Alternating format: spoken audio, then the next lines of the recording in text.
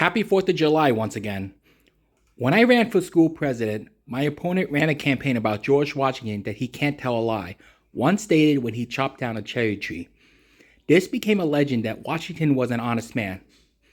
To cut the story short, I'm willing to bet countless visitors visited Mount Vernon and have asked about the famous cherry tree George Washington chopped down. Now, some of you will get annoyed about open-air museums where curators dress up as colonialists, giving you a tour about a historical icon. You can still hear all the groans and moans from students and parents alike. Sometimes, the PTA has a point. This is where the tour starts to fall apart. Had the cherry tree myth turned out to be true, historians would have proudly showed the exact location, the exact time, and performed the ritual every single year. They already done this with the Hamilton bird duel in Weehawken, especially after the popularity of Hamilton the musical. As you already guessed, they made it up.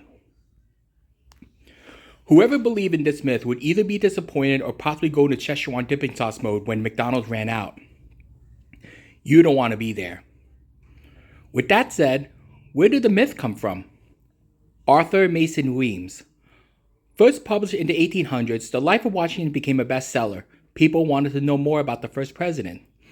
Interesting to note, it wasn't until the 5th edition he made up that myth. While J.D. Vance wants to omit the love seat reference, here we have an author motivated to make some money with an urban legend. So that cherry tree myth stayed on, leading that tidbit spread throughout elementary school. You have heard about it during your time. While the president is going around shaking fake news for anything that's bad for his vision, we still spread this cherry tree myth to this day. Even P.T. Barnum, yes, the circus guy, had someone pose as Washington's former slave to perpetuate the myth, claiming she lived over 160 years. I mean, come on! I remembered Oprah calling out James Fry for treating his fictitious story as nonfiction. There had been numerous financial gurus getting called out for their made-up history. Why can't they do the same? Senator Harry Lodge Sr. already mentioned that it's a myth. It's probably the same reason we keep telling about Santa Claus. But this is George Washington.